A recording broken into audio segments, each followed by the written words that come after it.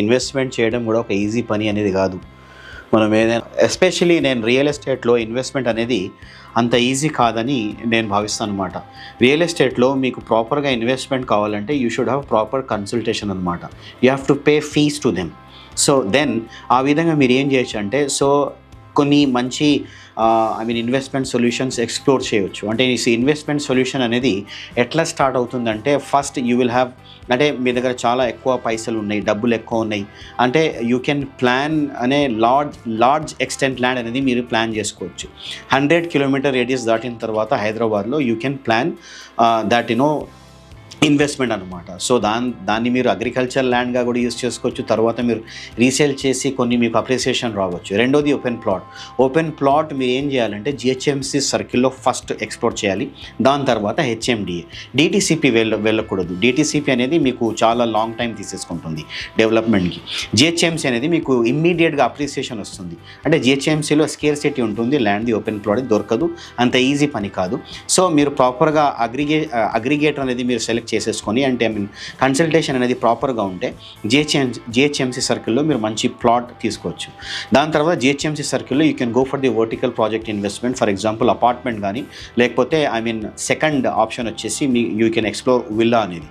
ఆ విధంగా చేసేసుకో. అదర్వైజ్ ఏం చేయాలంటే ఎస్టాబ్లిష్మెంట్ మంచి, అంటే మనకు ఎంఎస్ఎంఈ అంటే కమర్షియల్ షటర్స్, మడిగి అంటాం కదా, మడిగి ఏదో అంటాం కదా, ఆ కమర్షియల్ షటర్స్లో కూడా మీరు ఇన్వెస్ట్ చేయొచ్చు. తద్వారా మీకు రిటర్న్స్ అనేవి వస్తాయి అన్నమాట. సో దాని తర్వాత మీరు ఏం చేయొచ్చు అంటే, ఇవన్నీ చేయాలంటే మీకు ప్రాపర్గా కన్సల్టేషన్ కావాలి. ప్రాపర్గా ఒక మ్యాండేట్ అనేది మీరు కుదుర్చుకోవాలి ఒక కన్సల్టెంట్తో. ఆ కన్సల్టెంట్తో మీరు ప్రాపర్గా మ్యాండేట్ అనేది, ఎక్స్క్లూజివిటీ అనేది కుదుర్చుకుంటే, అంటే 100 మంది బ్రోకర్లతో మీరు తిరిగితే ఒక డీల్ కూడా మీకు సరైన డీల్ అనేది రాకపోవచ్చు అని నా ఉద్దేశం.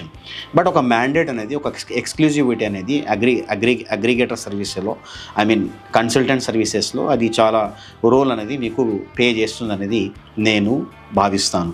సో అదర్ దాన్ దిస్, మీకు స్పెక్యులేషన్ లాజిక్ మీద రియల్ ఎస్టేట్ ఇన్వెస్ట్మెంట్ ఎప్పుడు కూడా చేయకండి ప్లీజ్. స్పెక్యులేషన్ లాజిక్ మీద రియల్ ఎస్టేట్ ఇన్వెస్ట్మెంట్ ఎప్పుడు చేయకండి.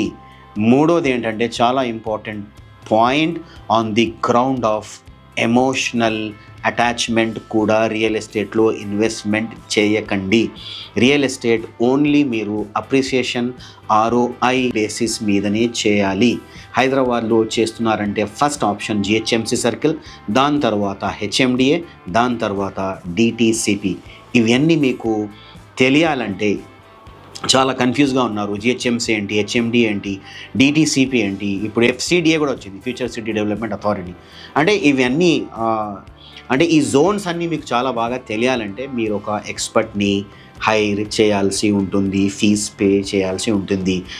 అప్పుడే మీరు చెప్పుకోవచ్చు నాది ఒక సేఫెస్ట్ అండ్ సెక్యూర్డ్ ఇన్వెస్ట్మెంట్ కాబోతుంది అని మీరు అప్పుడు భావించవచ్చు.